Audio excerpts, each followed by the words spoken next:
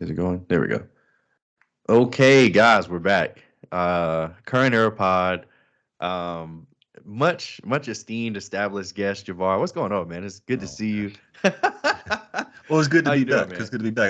Yeah, I looked and saw it's been like at least a month since the last time we talked, right? So yeah. it's good to be back. It's been interesting NBA season. So yeah, Very, very let it get down interesting. to it.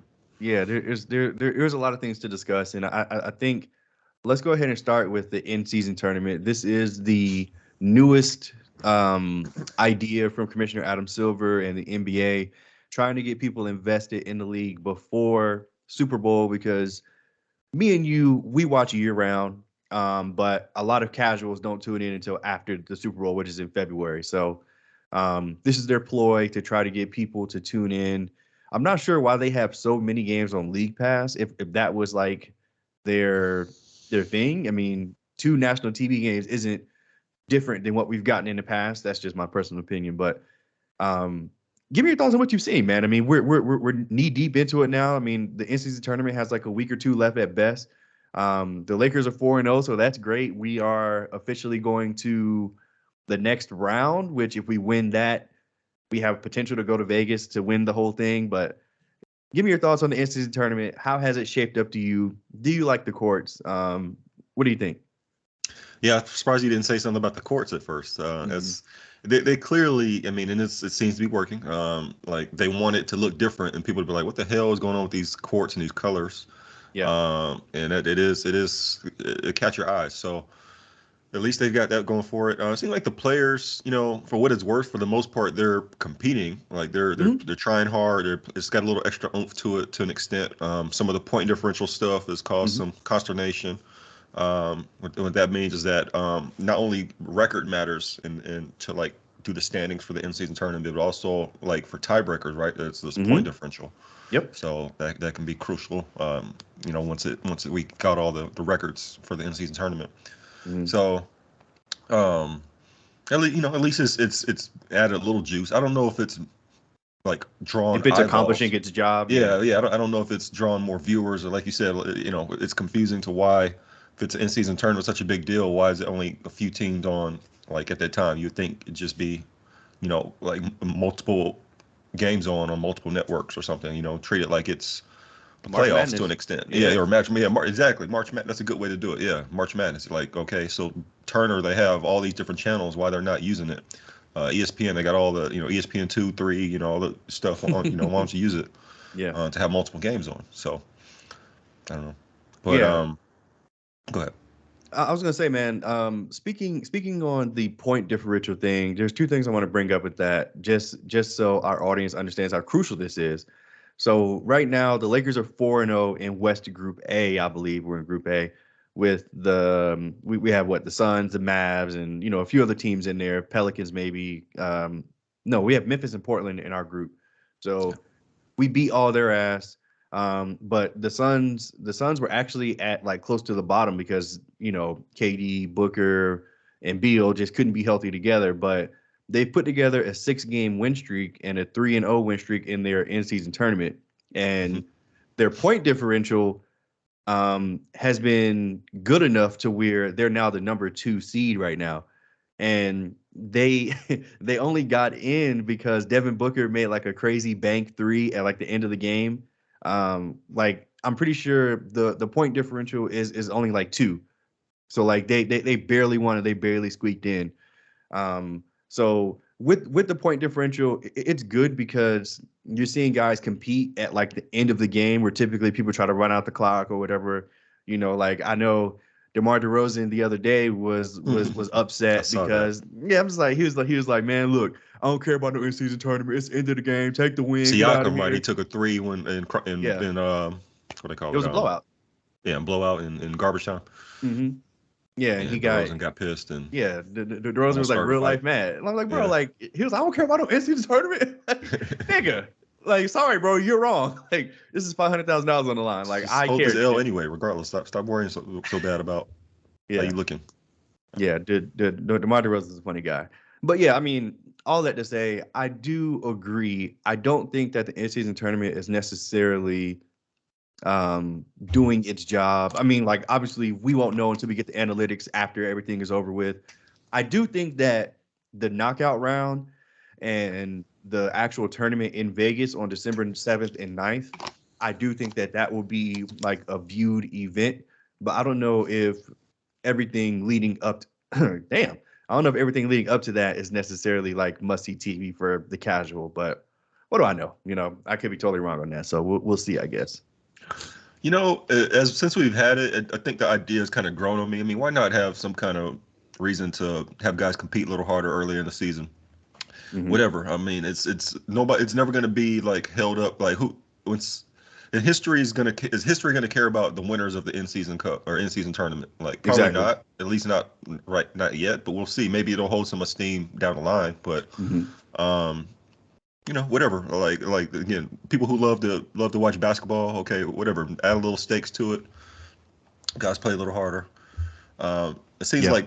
like to start this year, we've had like an unbelievable amount of like competition. So like so many teams are just like okay, there's clearly like 5 teams that just complete suck. Like they're just Hmm. getting double digit losing streaks and stuff. It's crazy.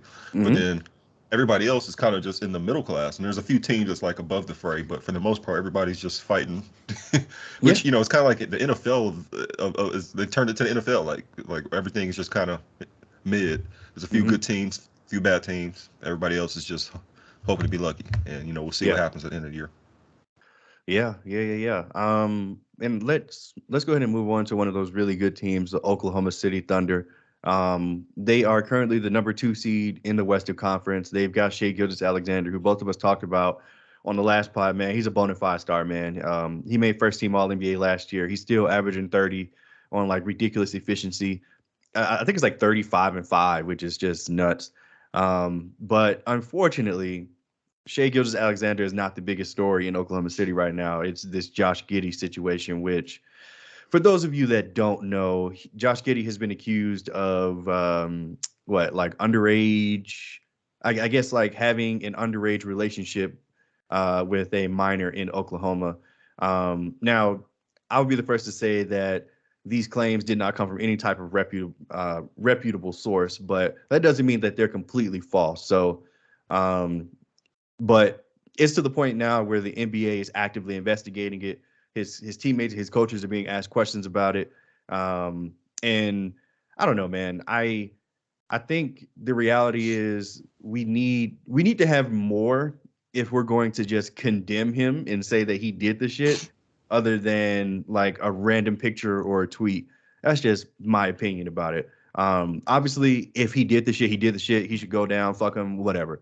But I don't think that we have enough to warrant the younger generation, which is mostly what I'm seeing on the internet.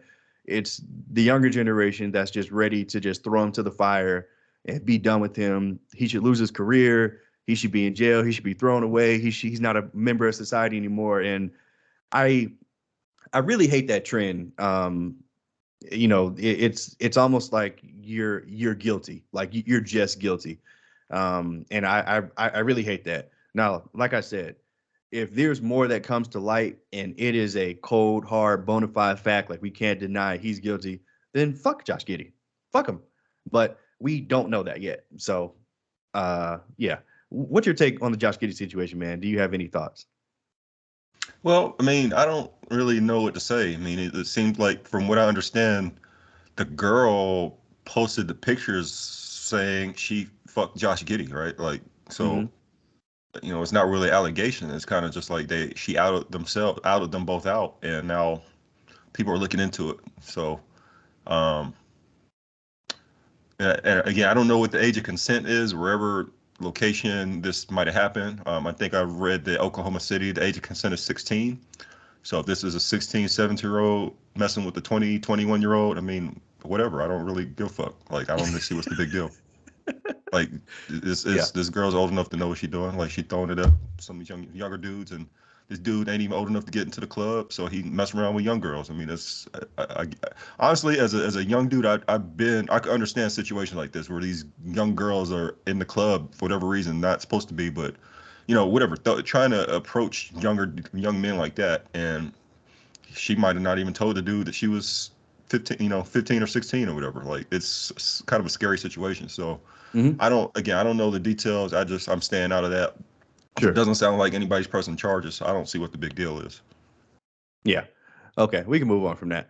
I do want to talk about one more person on the Oklahoma City Thunder before we do move completely on, though, and that's Chet Holmgren.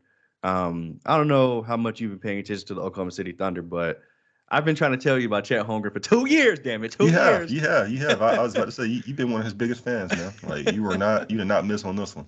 This kid is special, man. He's special. His three ball is elite. How is he so Um, efficient? Like he's like exactly. 50, 55, 50, 90. Like what's going on here? Well, the the short answer is that he has first team All NBA Shea Gilgeous-Alexander, who's demanding a lot of attention. So he's getting more open looks. But I mean, look, you've still got to be confident. You've still got to be able to knock down those shots, man. And every time I see Chet play, he's just exceptional, man. I'm happy for him because like I was so upset that he had to miss his entire rookie season with that broken foot. Um, and yeah, man, it looks like he's balling. He is he still in the rookie of the year crown from Wemby? I don't know, man. It's tough. It's tough to. It's too Well, his early to call it. efficiency, I mean, honestly, I'm biased. Like he probably should be right. Like he's playing, Should contributing be. to a winning team. He's pretty much Yeah. got similar stats with better efficiency. Now, I can understand if you dock him points because he's a second year rookie because he missed his first year from injury, and Sure. also if you give Vic Wembanyama points because his team sucks and he's the only person, well, one of the few people that's contributing, like trying to actually be good on the team. Hmm. It's pretty much the leading. I mean, Vic's number one in rookie scoring, rebounding, blocks, Hmm.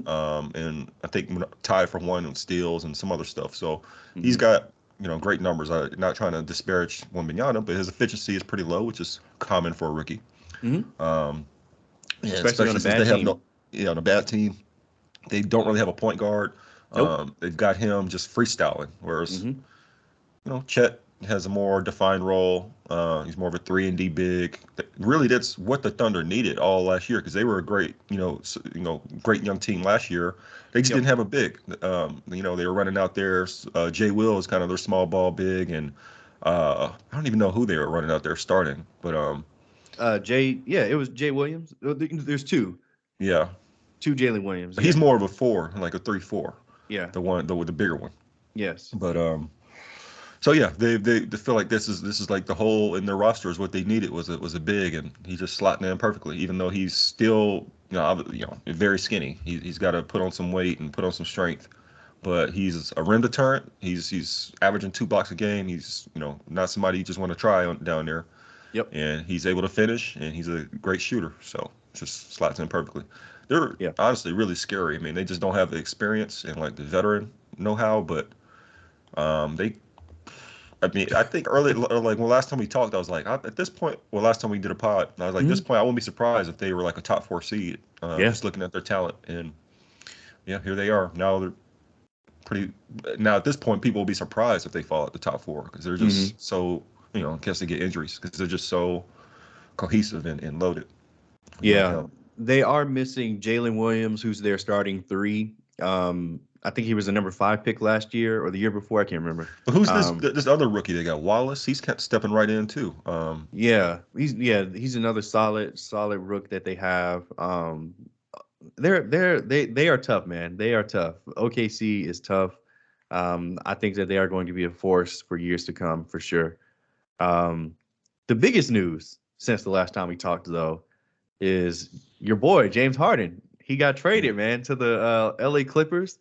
Um, Give me your thoughts. There was a lot of hullabaloo about the Philadelphia 76ers and what they could and could not get for James Harden. To me, they got a decent package. I mean, for what James Harden is now, they got Nick Batum, Rob Covington, a few picks, and somebody else I'm missing. I think one of the Morris twins. And, you know, James Harden at this stage in his career, I think it was as fair as they were going to get for James Harden. What do you think? Yeah, honestly, I didn't like the trade at first, but as time has shown, it's kind of just slotted some guys in that's Hmm. some role players that can help. And Maxey is taking the leap. So they play faster. They play, with less dribble, moving the ball around a lot more. So it's just made them a lot better. It's kind of highlighted for Harden. Like, though he's still a talented player, led the league in assists.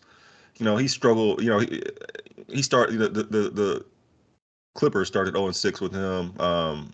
He didn't look good. He still hasn't looked great. Honestly, he's had a few good games, but I just figured their talent was going to win it. Like, they're going to figure it out eventually, to some level. I guess they just really, for the Clippers, I didn't really understand the trade because they were playing well. Their team made sense. But I guess they just didn't think they had enough. It really shows to me they didn't trust Westbrook, which I understand. But for Harden, it's like, I don't know. Get you there in the regular season, but, we all know. Can't rely on that in the playoffs. But they've got Kawhi, they've got Paul George. Maybe they just figure Harden, okay, he'll choke. He only, end up with 7 points or whatever, but maybe he could give us 10 assists. He'd give us some easy baskets. Yeah, but that's still a gamble. So we'll see. I've noticed Westbrook's minutes have been going way down too. Yeah, he got moved to the bench. Well, he asked to come off the bench. Yeah, he asked to come off the bench. His minutes went down. He hasn't been looking happy about the situation, but he had a good game yesterday. But that's interesting. That's something to monitor. Yeah, I mean, I don't know how that's going to go, especially if they're not winning. Like, because they're starting to pick it up a little bit. Yeah. I still don't feel great about the Clippers, though. I just don't. Just feel like they're soulless. They're just missing something. I don't know. Yeah, man, I agree. So being here in Vegas, the Clippers are one of the blackout teams for me. So I only get to see them sparingly if they're on national TV or if there's a glitch in the matrix and somehow they let me watch the other stream. But I've seen like 3 or 4 of their games since acquiring James Harden, and like you, I am not impressed. Not impressed at all. And I think the biggest issue is James is so weird in that. Well, I guess it's not just him; it's the Clippers, but they're using catch him, and shoot. Oh, go ahead. Yeah, exactly. Like they're using him like James. Like, let's run a Harden and Zubac pick and roll, and let's let Paul George and Kawhi just stand on the sides. And we're just like, whoa, wait a minute, like, what are we doing here? Like, that is not going to get it done. In his comment where he was like, "I'm not a system player, I'm the system." I think that's what he's saying. Like, he can't play unless he's got the ball, like doing his pick and roll Harden ball. Like, that's all he can do. Which that makes other guys kind of stand in the corner and be spot up shooters, and it's not really it's not pretty. Kawhi, No, I think Kawhi had like 7 points yesterday, but they won. But I just don't see this being sustainable where their stars are really shackled and to try to fit Harden in. I mean, look, the reality is they do have a lot of talent, and like you, I agree that they're going to figure this out. I'm not saying that the Clippers are going to be a bottom team. I'm not saying they're going to make the play in or anything like that, but what I'm seeing now is concerning. Like, it is absolutely concerning. Obviously, I'm not a Clippers fan, so they can burn in hell for all I care. But I want to see good basketball. I mean, like, I'm a fan of Paul George and Kawhi, and like, I want them to succeed to some extent. And it's weird. Like, why don't they run a pick and roll with Harden? Like, why doesn't Harden call Paul George and get a switch and let Paul post up, or let Kawhi? Like, it seems like any type of basket that Harden is getting them, it's off of just a drive and kick, catch and shoot, which is, hey, look, that's fine for now. Mm-hmm. But when it gets to the nitty gritty, I'm not sure that that's going to work in a postseason. And the entire Russell Westbrook thing is complete bullshit. That's just my opinion. Ty Lue came to him, was like, look, this is what we got to do. And they was like, we're going to make it. Let's make it look like it's your idea. Exactly. So yeah. Protect your legacy, homie. Yeah, exactly. Yeah. I'm not buying it, but yeah, I mean, Russell Westbrook just doesn't have any value, bro. I'm sorry. Like, hold on. He played good with them this stint. You can't play him 30 minutes a night and expect great things to happen for your ball club. You just can't do that. Those days are gone. So, he's averaging like 15 to 20 minutes a night now, which this is just who you are, brother. I'm sorry. Like, you're Russell Westbrook. It's over for you, man. It's been over for a while, but it's especially over now. I mean, I think I might have asked you this before off the pod, but like, kind of random. Who's had a better career? Do you think? Who do you think would you say is better, Westbrook or Chris Paul? Individually, well, Westbrook won an MVP as a 6 seed, and he's been to the finals. But doesn't it seem like Chris Paul's held in high regard? I would say so, yeah. But I mean, isn't Westbrook a better player than him? I would say so, yeah. Like overall, yeah. Like I mean, if we're going prime for prime, I think Russell Westbrook's prime was better than Chris Paul's prime, but I would say it's close. And like I could understand if people were like, give me Chris Paul. I mean, first of all, I would say Chris Paul too over Russell Westbrook all time. Yeah, it's kind of funny. I would probably pick Chris Paul if I had to build a team. For sure. But Westbrook is a better player. For sure. Yeah. Yeah, Clippers suck. Let's talk about the Lakers, the best team in LA. Hold on, one more. Oh, go ahead. Prime Westbrook versus Prime D Rose. I know you're a Rose fan, but like, where are you going with that?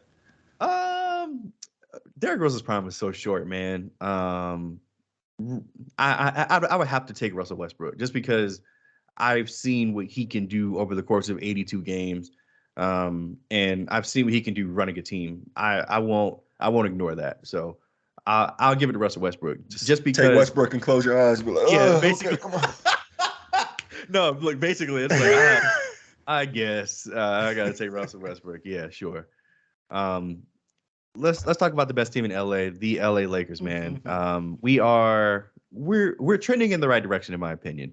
That 29 minutes restriction for LeBron was just total bullshit, and I love it because like we both acknowledge that just wasn't going to cut it.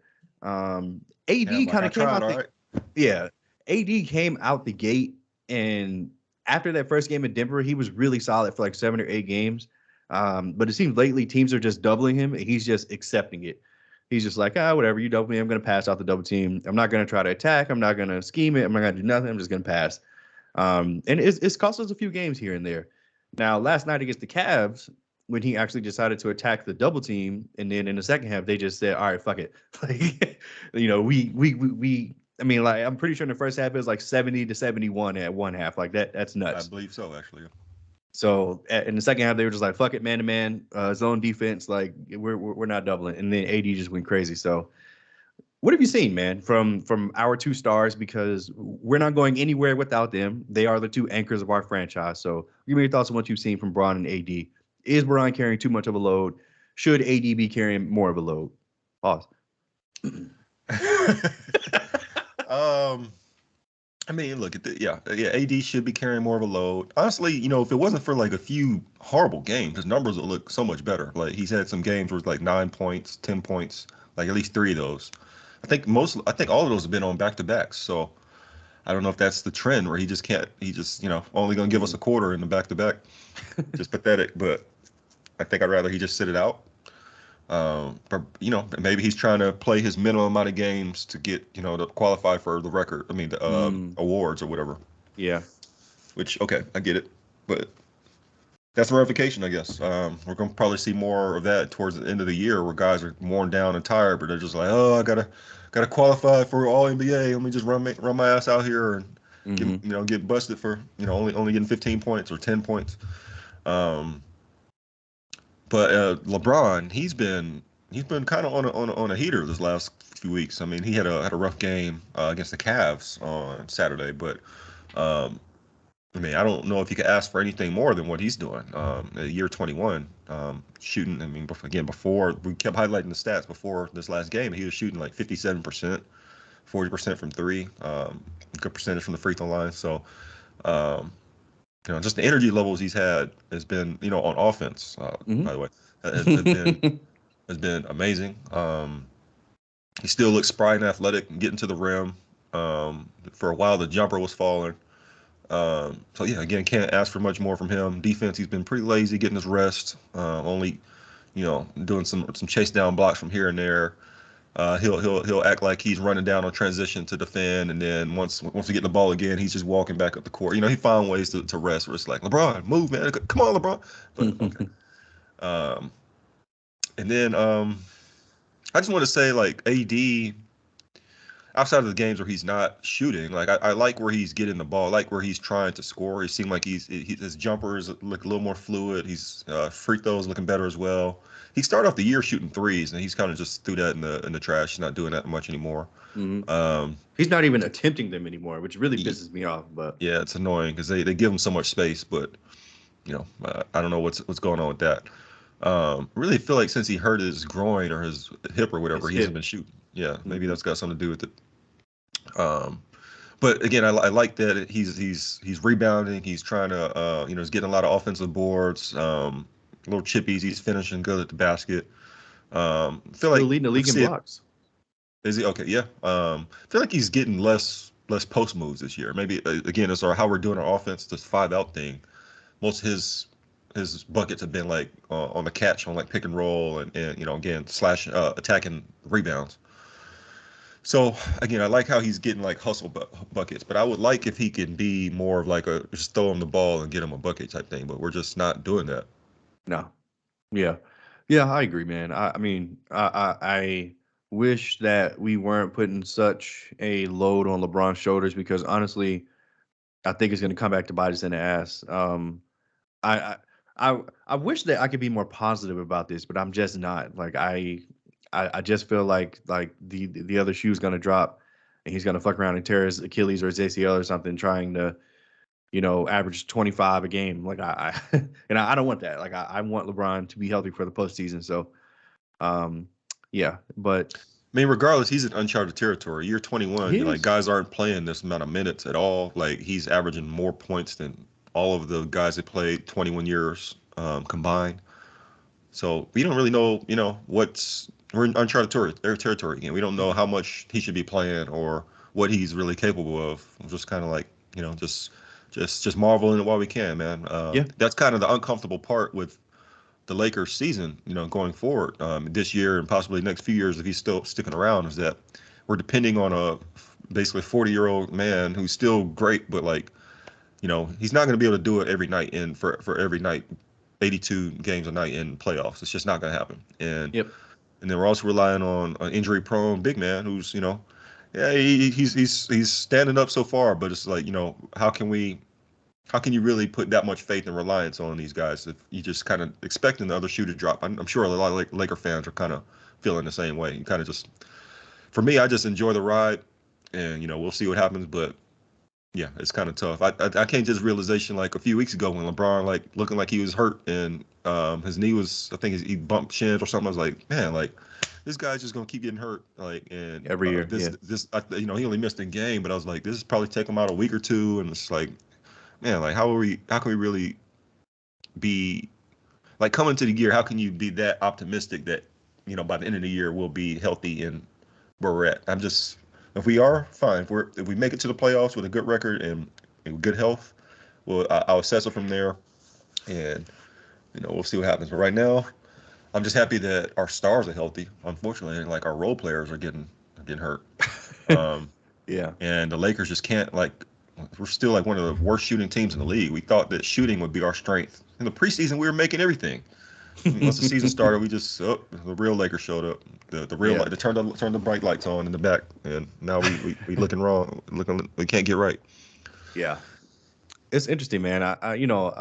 Just going into some of these role players like our Austin Reeves, he was our starting shooting guard at the beginning of the year, but we've moved to move him off the bench. He's now our sixth man. Can I just say something right there on Austin? He's been playing like even when he got moved to the bench, he started to turn around a little bit. Like he started off really bad, like very concerning the first week or two, but he's been solid since. But people, I guess, just first impressions, people can't get out that hasn't been playing well this year. Well, like he's been playing, the last couple of weeks he's turned around. He's been more solid in my opinion. Reeves has been awesome since he's come off the bench. Yeah. This is the Austin Reeves I wanted to see. The guy that has the ball in his hand, that's attacking the paint, attacking the defense, making them make adjustments to him, getting to the free throw line, hitting open shots. Like this is the guy that I was like, where is this guy when we were playing Denver opening night? Like, that's just But yeah, I mean, look, Vando hasn't played the entire season. Rui is out again with some freak injury. Gabe Vincent has played like 2 freaking games. Who else am I missing? We had Christian Cam Wood out Thomas was, for no, sorry, not Cam oh Thomas. my Cam gosh, Reddish was a Reddish. revelation, and now he got Yeah, hurt. yeah. It's just it's been rough, man. We're on this road trip where we've got 10 of our next 12 games on the road. We've got Philly tomorrow. So we've got to hope Jackson Hayes, Christian Wood, and Anthony Davis are getting rest because Joel Embiid is a coming. Tyrese Maxey is going to absolutely torch us, but I mean, he's Oh no, torching everybody. we got Maxey for him now, our new defensive stopper. So Yeah, ask Donovan Mitchell about that. yeah. He was just coming Shout off out injury to himself. Max Christie. Shout out to him. So we'll see. We'll see. Anything else about the Lakers before I move on to the next team?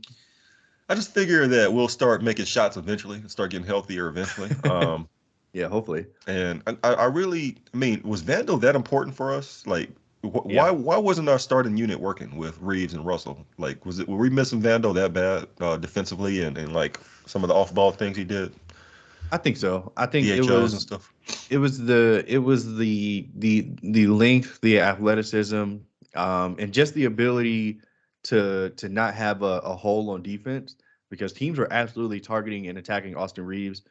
And they were making sure that he was in every action, and you just can't do that with Vando. Also, Vando is somebody that helps rebound the goddamn ball, unlike LeBron. LeBron averages like 7 rebounds, but all 7 are just because like they literally fall into his hands. Yeah. He just knows where to get where they drop, but he Yeah, doesn't go like fight for it. he does not maybe fight. a He couple, does not but box out. Like LeBron is just like, yeah, rebound.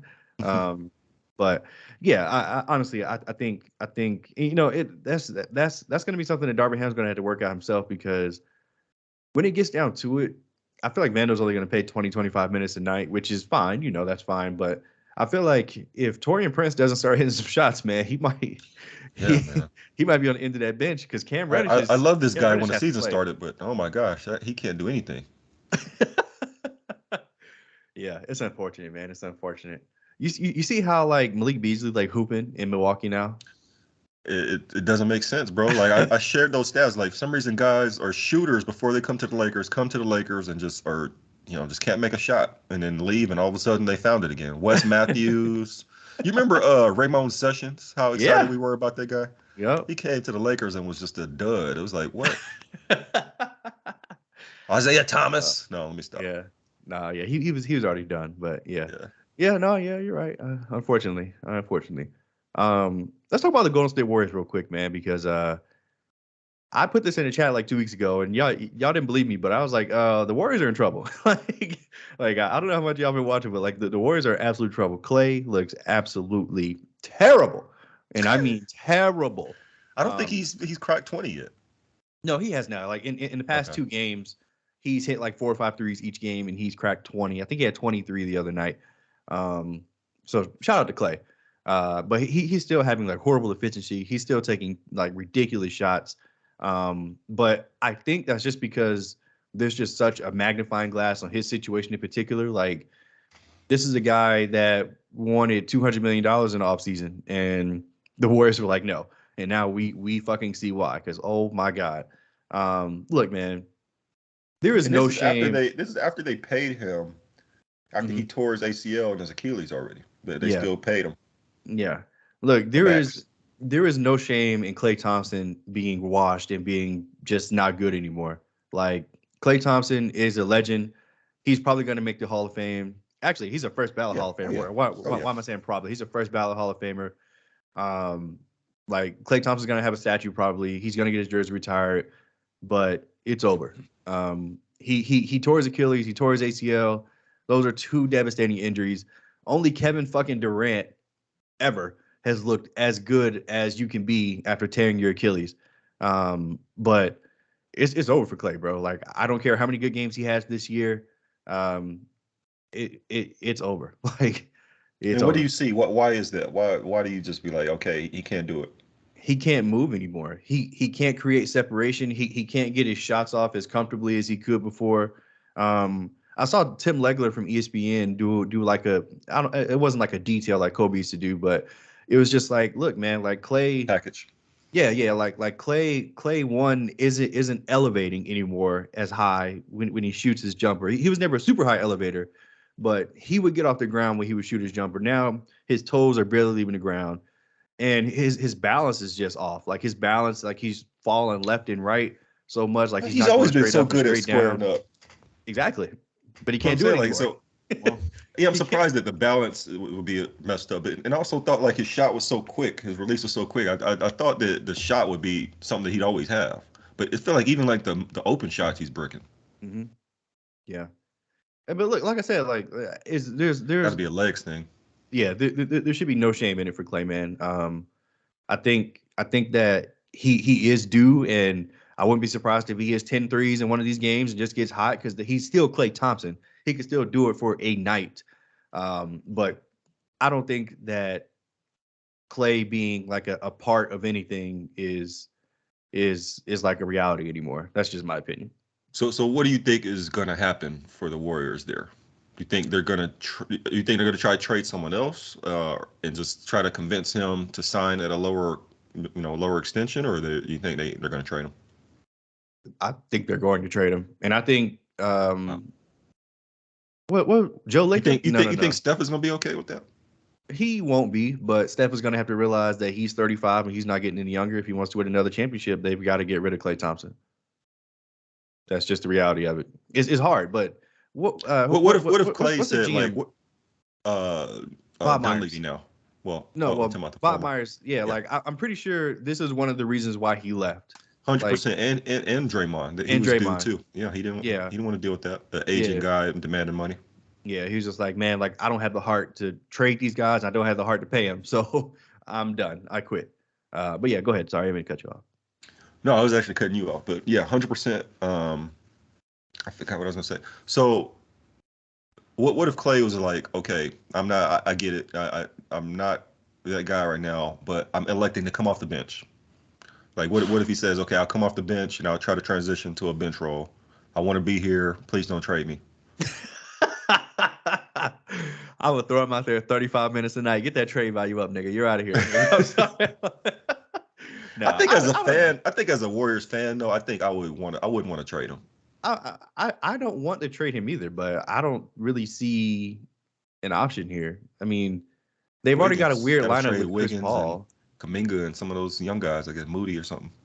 Try to get some value back. What I mean, what's even Zach Levine? Like what's out there? I I think don't know. Levine could probably actually fit with those guys if Levine tries to play the Clay role. Honestly, So you're the saying they have Clay to trade role. Clay? Well, they would probably have to trade. Would have to trade Clay because of if you're the Bulls, and we'll get into the Bulls. Like they need to blow it up. They need to start over. They don't need to get anybody that still has years under contract. If they're going to Yeah. trade Levine or DeRozan or Caruso or Vucevic, any of those guys. So Clay would be appealing for them because he's a 45 million, something like that dollar uh, expiring Expiring. contract. Yeah. Yeah. As opposed to, if they trade that Levine deal, I think he's got 4 more years and like 200 million left on that thing. So it appeals to the Bulls to get off salary and to decrease their salary commitments.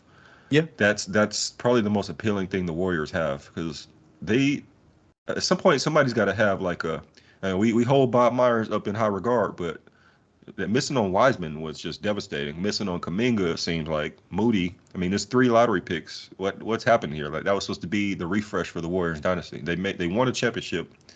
They're supposed to have the new era coming along after that, and that's just been a disaster. So Yeah. um, You want to talk yeah, about Draymond choking out Rudy Gobert, bro? so I actually missed that game. Of course, I saw the highlights, but like, what was going on there? Give me the play-by-play. So, all right. So the game starts. They're going. I think they only went up and down maybe once or twice. The score was 0-0. Yeah, it was like 2 Uh, minutes in, right? Like, what the yeah. fuck? Like Like Jaden McDaniels and Steph missed the game, right? Because he was hurt. yeah, That was the first yeah, game he missed.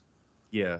Jaden McDaniels and Clay were chirping back and forth. Clay missed like 2 or 3 shots, and Oh, and one more then thing. This is a back-to-back game, right?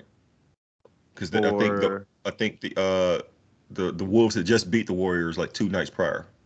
oh, you mean that kind of back to back? Yeah, yeah, Yeah, yeah, yeah, and, yeah, and yeah. and and Anthony Edwards was talking big shit, and it was just like, okay, so it's Yeah. not that surprising that they were Well, popping off the next game after. Draymond was talking to Anthony Edwards, and Okay, Anthony Edwards just kind of responded like, "You're not going to do anything," type shit. But okay. yeah, anyway, yeah, yeah, yeah. So yeah, Jaden McDaniels, contest a Clay shot, and then So they just get tangled up. And let's tell the truth. A minute into the game, they was like washed. He was talking shit, Probably. and Clay got pissed, yeah, like and lost his mind. And Drake yeah, tried to have his back right or something like that. yeah. I 2 minutes mean, into the game, they had to been talking some big shit that yeah. that had Steve him Kerr provoked like that. says Steve Kerr says that Rudy Gobert had Clay by the neck. I didn't see it like that. It looked like Rudy Gobert was just trying to get Clay off of everybody, but Draymond came behind with the fucking torture rack. You love my French.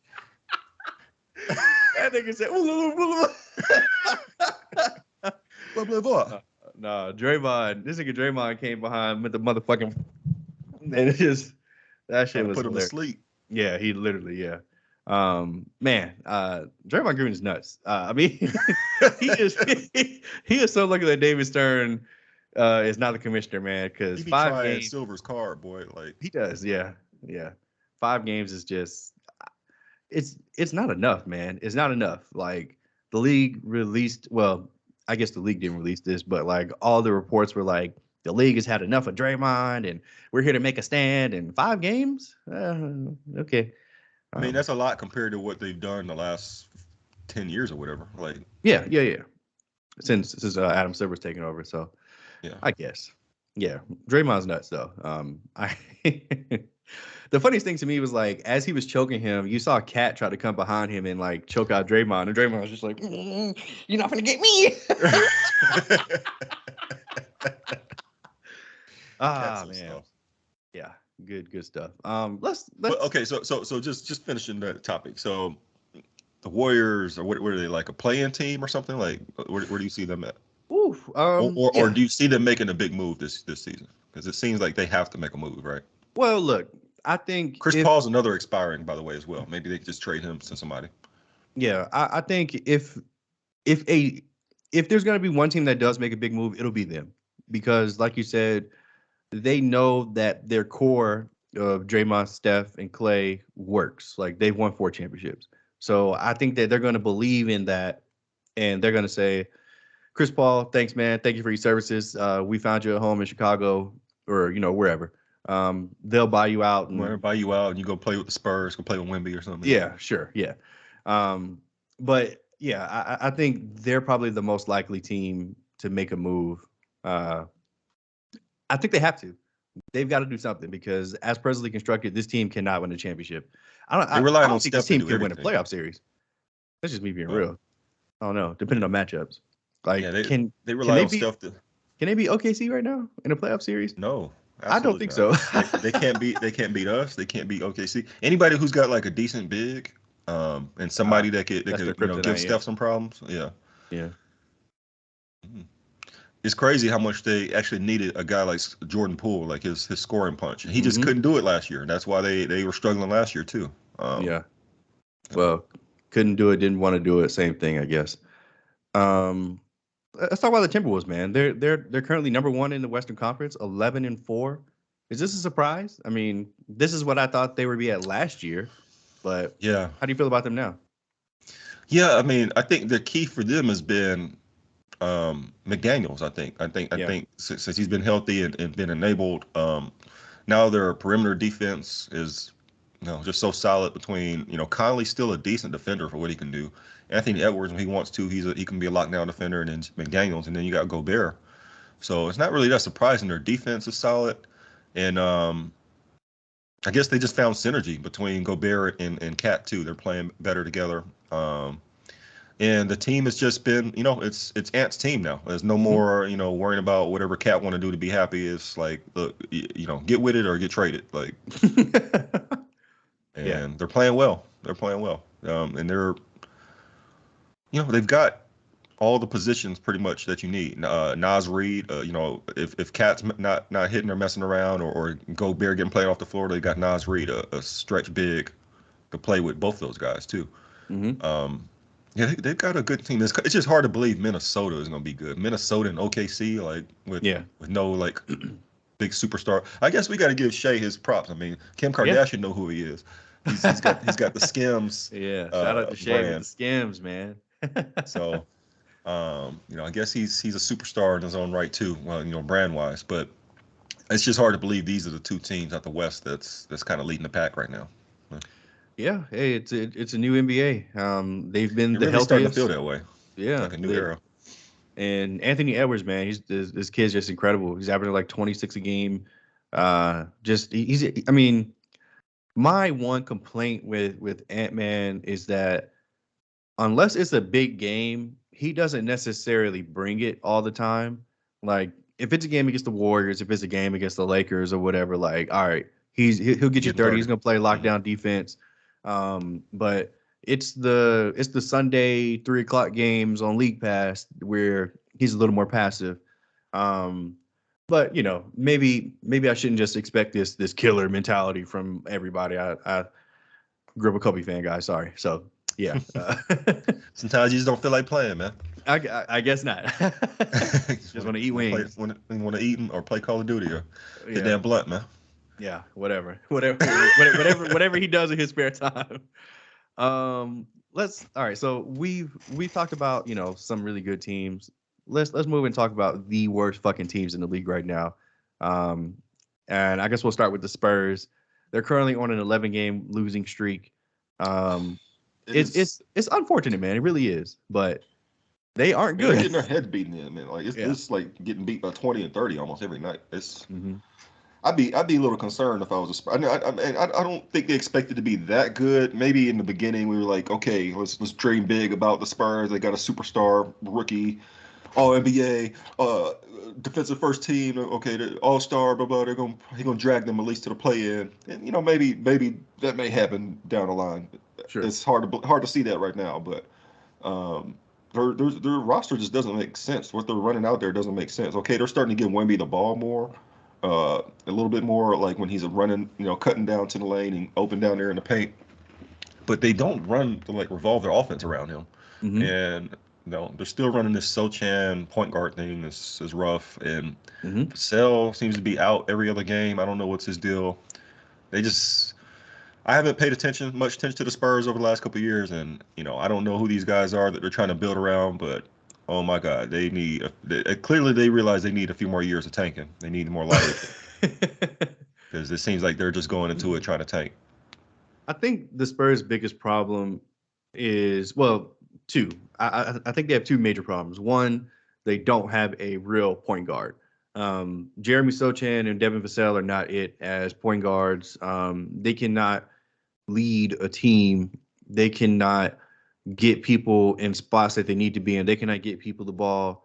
I feel like the casual fan feels like it's so easy to just replace some of these guys. Like Chris Paul is so valuable, bro. Like Chris Paul's been in the league for damn near 20 years himself. And it's because he's so valuable with what he can do. I think people underestimate it. Like they think you can just put anybody in these positions and it'll just be easy. Like they'll fit in. Like, no, bro. Like sometimes you need an actual leader. Like you need an actual point guard to help you. And you would figure Pop knows this, right? Like Pop, he has to. He has to. Yeah. I think he just wants him to be like. We're talking about Sochan. I don't think he think this is the point guard feature. I think they just want a guy with some playmaking skills. They're trying to just let him develop. It's got to be like in the long game. If that is the plan, if the long game is the plan, fine. Number two, they do not give Victor Wembanyama the fucking ball enough. I don't like. There's been so many times where I've watched Wemby run from a fast break, cut to the basket, post up, or just get good position. The nigga 7'5", hands in the air, and they shoot a pull up three, and I'm just like, what? Like what's going on? He'd be open for 3 seconds at a time, and they just don't see it or don't feel confident they could get it to him. It's like, what? Yeah. Just throw him the ball, bro. Just lob it up there. His own teammates are hating on him for sure. I think it might be some of that too, honestly, because when I think back to LeBron's first year, his teammates didn't like to give him the ball. Like it was kind of weird. Like everybody was here to watch LeBron, and you got Darius Miles out here jacking up threes and doing the most, and Ricky Davis. Yeah, it was was frustrating watching those guys. So this kind of reminds me of that. Durant's first year, they would give him the ball, but he was just so skinny. He was getting pushed around out there. It was kind of just he looked like a fish out of water. But Wemby, he looks like he he stands out because he's so tall and athletic that he could do some damage out there. But they, like I said, it's almost like his teammates are like, like some of the guys give him the ball, but some of them are like, nah. Yeah, it's almost like I hate to say this, but like it feels like Zach Collins is like the only one that consistently feeds Wemby, and like all the other black players. No, I'm not gonna say that, but like but yeah, I mean, look, What Keldon them dudes, Johnson Branham is is like, why is this dude taking so many shots? Like Branham, yeah. Keldon Johnson. Like, I guess he trying to be a stretch big now. I don't know what his deal is. Keldon, So Zach Collins take too many threes too. Yeah, they're just frustrating to watch, bro. It's like y'all don't play right, and I'm here to watch Wemby, and y'all fucking up the experience. So. Yeah. I agree. It sucks that they're on 11-game slide though. I mean, it really does suck. And what he also got his name sucks, wrong the other day. Yeah, he's mad about that. Yeah, his name is Victor Wembanyama. But yeah, anyway. The Memphis Grizzlies, they also suck. Oh my gosh. But hey, we knew that. We knew they were gonna be bad. I'm not sure if people thought they were gonna be this bad, but Yeah, look, I didn't think they were gonna be this bad. They they've don't got nobody got to score though. yeah, like they're down 3 starters. Like it's not fair, man. Like they don't have Ja, they don't have Steven Adams, and they lost Dylan Brooks last year. Like they don't have anybody to score. They're relying on Desmond Bane, who's look, shout out to Desmond Bane, man. I got him in fantasy this year. He's averaging like 26, 6 and 6. Like he's a beast in fantasy. And you know, he's actually putting up numbers and he's trying his hardest, but Desmond Bane is more of a Klay Thompson than he is a creator. So they're trying to make him be a creator because honestly, they don't have anyone else. Like, and it's just tough for him because like I don't want to say he's easy to contain, but he's easier to contain because you know where his spots are. Yeah, You know, he's like more of a system player. yeah, Like he gets his points in the offense. yeah, and like Offense. you know what he wants to do and you know where he wants to go. So like you can easily just trap him and force him to give up the ball, which is what a lot of teams have been doing this last week and a half. But yeah, man, the Grizzlies they fucking suck. I don't enjoy watching the Grizzlies play. I do not. Shout out to Bane, like earning his money though. 'Cause he's Yeah. getting paid big money, like supermax money, which he still don't deserve it, but at least he's trying. I mean, look, He's a Ja competitor. Morant, I would take him on my team. I would take. oh hell yeah. Bane.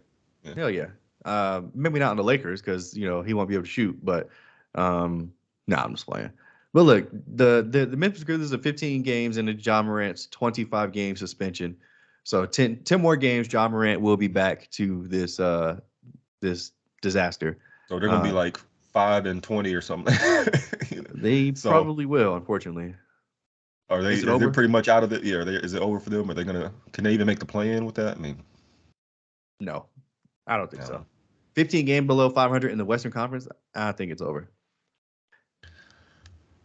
Yeah.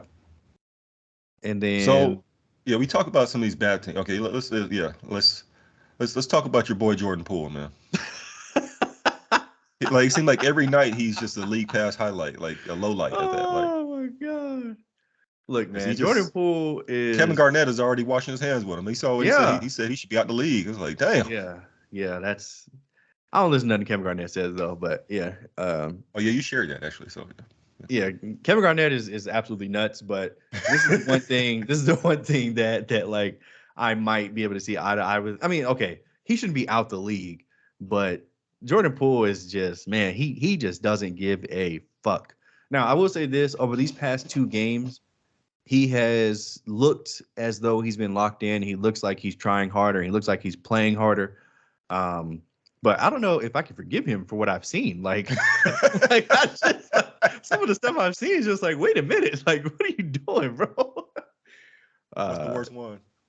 Oh man, the worst one was the Porzingis thing for sure. We're like, bro, like he was like basically on a fast break. Then Porzingis caught up to him and he just like dribbled behind his back for no reason. It just took the laziest 3. Porzingis just straight blocked it and ran down the other way and got a dunk. That was like in the first week or something like that, right? Yeah. It was very early on. Yeah, it's comical actually. And the Wizards suck. I mean, but we all knew they would suck. But the Pistons, I can't believe that they're this bad. I really can't. Like this Pistons team has a lot of talent. Shout out to Asar Thompson, he is hooping this year. 10 rebounds, like 2.5 blocks. He definitely has to work on his jumper, but that's something that you can work on and be better at. And Remind me of Gerald Wallace. Gerald Wallace was an all-star, so I'm sure he'll take it. But look, man, Cade Cunningham has been up and down. Their biggest problem is, I guess, they need Bogdanovich back and they need Jalen Duren back. Both, I mean, Bogdanovich hasn't played all year, and Jalen Duren's been in and out of the lineup with injuries. But 13 straight losses, that's disgusting. Shout out to Monty Williams. They were the worst team in the league last year, I believe. So 13 losses, bro. Like, come on, bro. You can't. They're 2-14. That's crazy. That is crazy. They're for their talent. For their talent level, is but they don't got no shooting, bro. Like they've got. I mean, their best shooter is like what, Beef Stew, Isaiah Stewart. He's like one of their only guys. Maybe shooting over 35% last I looked. Oh, you mean they're missing? They're missing. Oh, yeah. They're missing Bogdanovich, Bojan. Yeah. And Cade hasn't been able to hit a shot. Ivy hasn't. Still running Killian Hayes out there. I don't know what the fuck Monty Williams is doing with that. Killian Hayes is so ass, bro. He's so ass. That's. So I don't know. I don't really know. Seems like they're really trying to find which of their bigs is the ones to build around. Seems like Durant seems to be the guy, but they're still running out Bagley,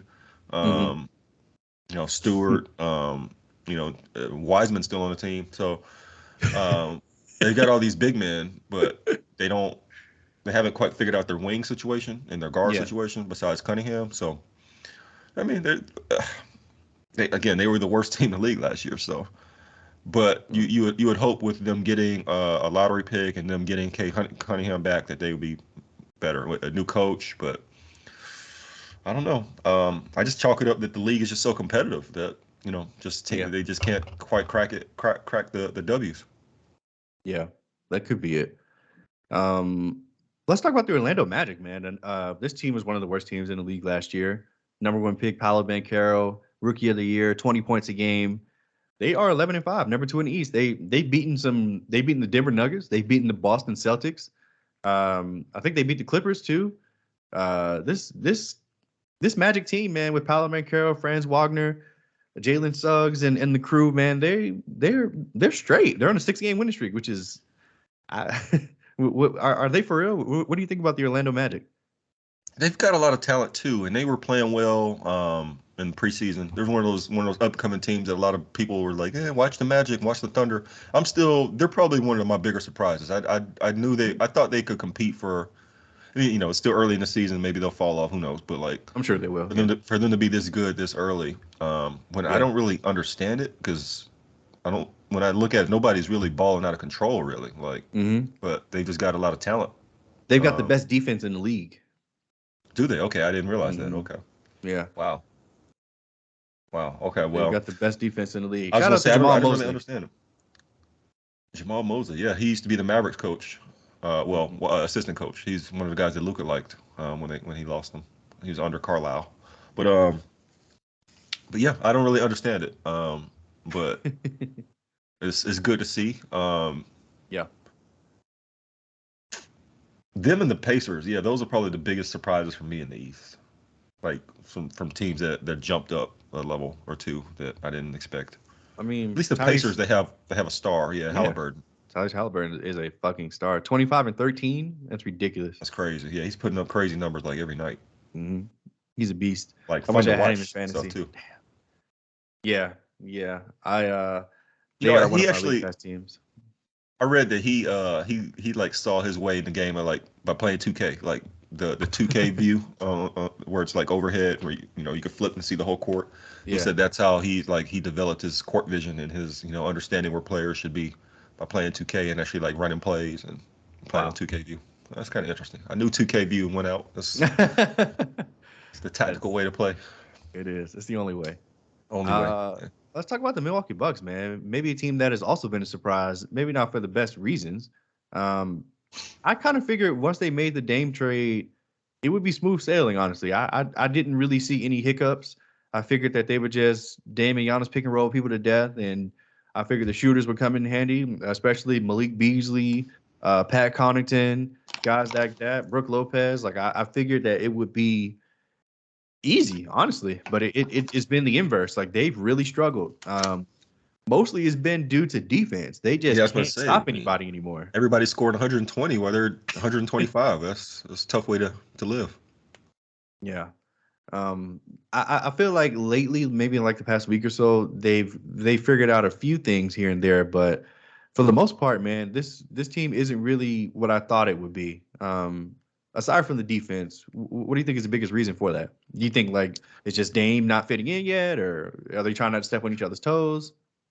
I think we're probably really underestimating how much Drew Holiday like meant for their defense. Yeah, and then Yeah. even last year we were starting to see that maybe those guys are getting a little old. Like Chris Middleton still trying to come back from his injuries.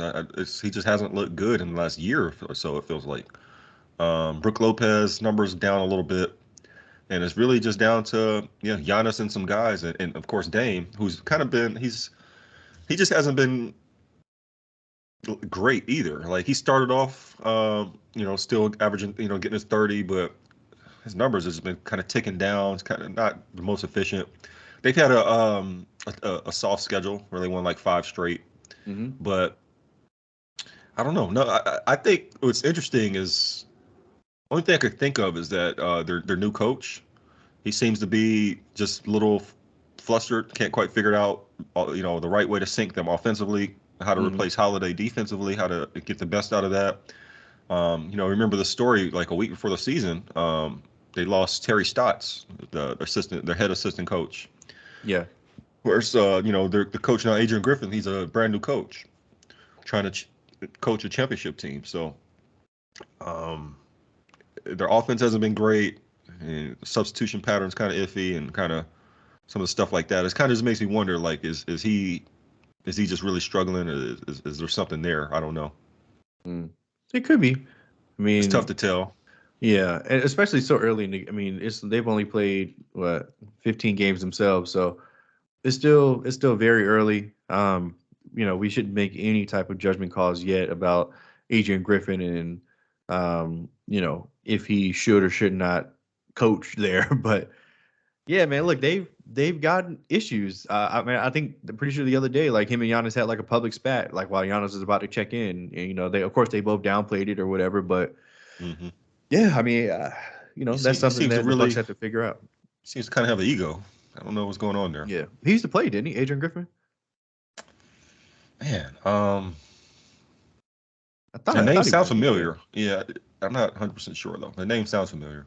Yeah, I know his son plays for the Hawks, but I thought he played. Maybe he didn't. I don't know. Yeah, Bucks get better. What about the Sixers though, man? The Sixers have looked really good. Joel Embiid is still doing what he does, but it's been Tyrese Maxey, man. Tyrese Maxey has just come out this season with a chip on his shoulder, averaging 26 points per game out of nowhere, making it look easy most nights, hitting like 4 threes a game on really good efficiency, getting his teammates involved. What do you think, man? By the way, Adrian Griffin did play, by the way. But yeah, so you were way high. You were pretty high on Maxey. Like I'm completely blown away by this guy. Like I guess you watch a lot more Philly games, but yeah. Is this like some Shaq and Kobe shit for real? Is he like like is he that good where is he an all NBA type guy? Because that's what some of these writers are pushing. I mean, look, if the votes were to go in today, it'll be Tyrese Maxey would probably be first team all NBA, if not second. I mean, you could still argue Shea because they have the record. You could argue Luka because Luka's still averaging like 39 and 9 or whatever. But like that's it. Like you can't argue Steph. Like he's playing better than Steph this year, numbers wise anyway. And they have a better record. You can't argue Dame. You can't argue who else am I missing? You can't really argue Tyrese Halliburton. Even though Tyrese Halliburton's numbers, he doesn't have the points, but Tyrese Halliburton has the higher assists. So I guess you could argue. I don't know. Yeah, but say Halliburton, that's just 25 and 13. That's a pretty good argument. Yeah, you're right. But I mean, yeah, like Tyrese Maxey is that damn good. I will say that. Now, is he Kobe and is Embiid Shaq? Kobe was special. I mean, we want to pump the brakes on that, but uh, Tyrese Maxey is a damn good number two. It looks like. I mean, That's will basically what I'm trying to say. Can you win a yeah, championship with this guy as your number two? that remains to be Assuming you seen. got assuming you have a number one, which I think Embiid should be that guy. He hasn't quite done it, but Yeah. So the thing with Tyrese Maxey that worries me a little bit is that he's primarily a layup or a three guy. Now his layup is great because he's so fast, like he just blows by people. But that's something you can game plan for in the playoffs. So, you think he likes like some mid range creativity, well, some yeah, some exactly. tough shot making. Yes, exactly. Yeah, tough, and people underestimate that as a skill, but like it's sorely needed. But then again, if he's your number two, maybe it's not. Like Joel Embiid can make all the tough shots. So I don't know. Basically, they need Maxi to be like on a Jamal Murray level. Like, okay, can Jokic be your number one? Can he be your it's like yo can Embiid be your number one and be your Jokic type player, your Shaq type hmm player, hmm and can Maxi be enough to be a reliable 25 plus every night and get Yeah, come through in the clutch? yeah. I mean, look, I mean, from what I've seen, I think that can be possible, but I would have to see it in the postseason before I say yay or nay. Because I mean, NBA playoff basketball is just different, man. It's just different. We've seen guys like Mikal Bridges, who I wanted to bring up next. Like Mikal Bridges had a great regular season after he got traded to Brooklyn. He kind of got shut down in the playoffs last year. And then he's coming to this season and he's just kind of been like an average guy. Like I think he's still averaging like 20 plus points, but I kind of expected Mikal Bridges to take a leap this year. I really did. Like I figured that he would kind of be like the guy in Brooklyn, whereas it's been Cam Thomas. Like, and look, shout out to Cam Thomas for coming in and just doing it again. Like, That I don't don't know even how many make sense. times, yeah, like I don't know how many times Cam Thomas had to drop 40 He's been before, hurt now, like, hasn't yeah, he's been hurt for like the past 2 or 3 weeks. Um, but like, there's been so many times over the past 2 years where Cam Thomas has dropped 40 and then he just doesn't play. But it looks like this year, like they've just unleashed him. I mean, he's averaging like 27 a game himself, which is ridiculous. Um, but he's kind of the number one guy there. And Ben Simmons, man, you just can't stay healthy. You bitch. I can't stand this guy. he? It was crazy how they just did the Friday news drop. That okay, Ben Simmons, he's got some lower. What did they say? Lower extremity Lower, impingement. yeah, They just didn't want to say back yeah, issues exactly, again. yeah, Um, like, okay, what does that mean? And then had to, his back hurt again. Okay, he's done. yeah. Yeah. He's done. Unfortunately, I mean, look, I mean, hopefully, all these guys can come together. But I'm right now. Brooklyn was one of the teams that I was very excited to watch coming into the NBA season, and I've just been disappointed every time I turned them on. Actually, I haven't turned them on in like a week or so. So, yeah. Um, last thing, man. Last team I want to talk about before we get out of here: the Chicago freaking Bulls. Oh my God, what are they doing? Um, I feel like we've had this conversation so many times with the Bulls, where it's just like what's their goal? Like literally, like what are they trying to accomplish this year? Um, It's tough, man. That one couple months, the first year they had Lonzo, they were looking so good, and I think they just can't let go of it. That they had so much budding and building right there because they've kept pretty much the same nucleus, yeah, they have. and they've just been treading water, and now they're drowning. They had a players only meeting after the first game. Yeah. I don't think I've ever heard of that. Yeah. Yeah, yeah, yeah. It's just been some tomfoolery ever since. It seems like Billy Donovan has just kind of lost the guys, man. Like I feel like especially Zach LaVine. Like I feel like Zach just doesn't respect him. He's Ever like since openly like Billy's been going to DeRozan in the clutch and not drawing up plays for Zach. I think that's what happened in the first game, and they had the players only meeting about it or something like that, or maybe they got blown out. I don't know, but there was something recently that happened related where reporters will keep bringing up that Zach like really pissed at Billy about for drawing up a play for DeRozan instead of for him. mm, okay. Interesting. So it Yeah. seems like he's just tired of taking the back seat. Yeah, I don't know what the Bulls are gonna do. I mean, it feels like they are trying to trade Levine. It feels like he's trying to, get traded. But then where does that leave DeMar DeRozan and Vucevic? I want all of them gone because I think individually those guys can help a team. Like Mm-hmm. I think that they can really help a team. So I would like to see the Bulls just completely just press the button, blow it up, and try again, man. Because as presently constructed, they're what are they 5 and yeah, they suck. 5 and 12. 5 and 12. You know, Yeah, they suck. So they're not gonna win anything. Just blow it up.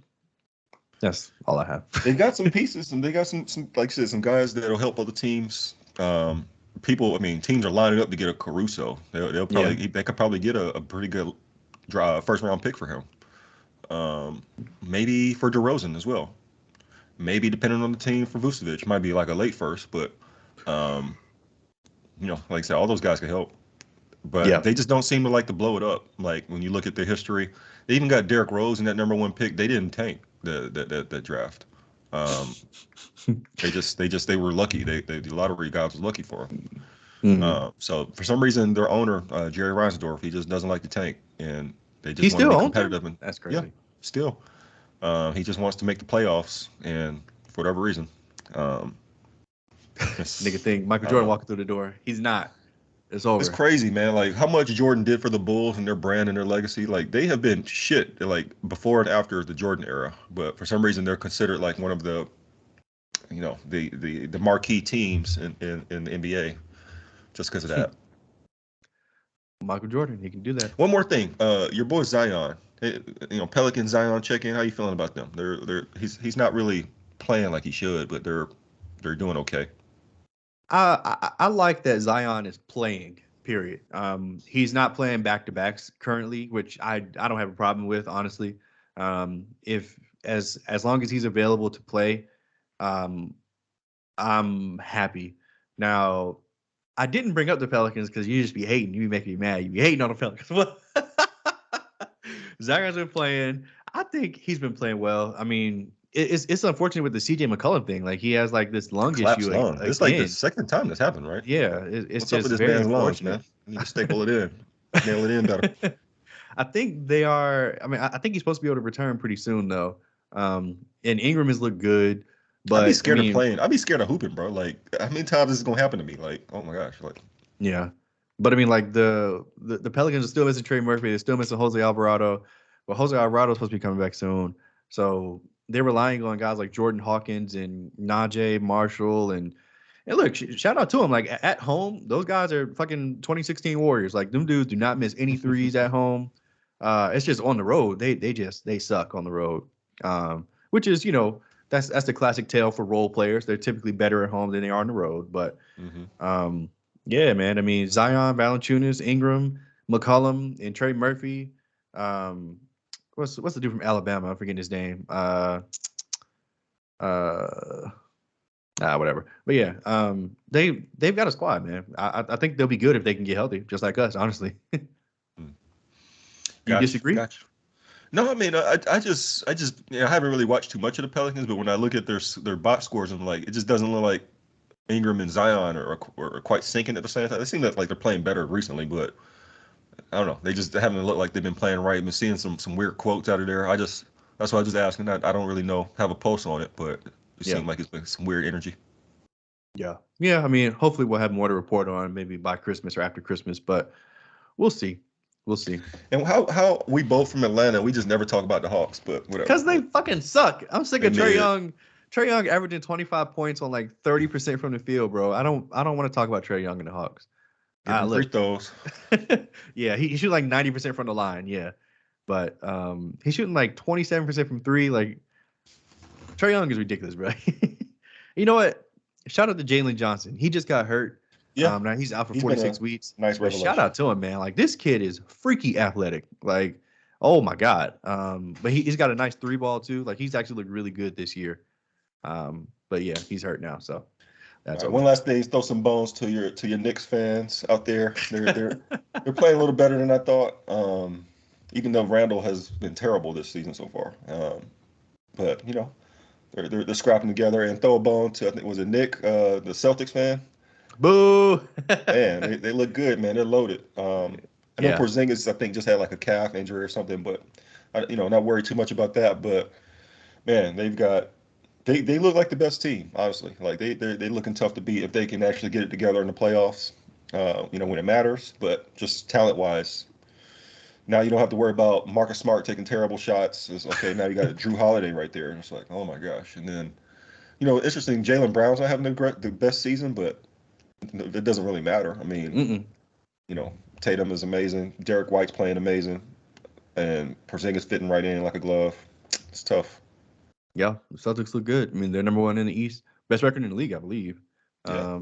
So yeah, fuck you, all the Celtics. All right, man. I Look, great tried. pod. Yeah, great pod, man. I appreciate it, man. We'll do it again for sure.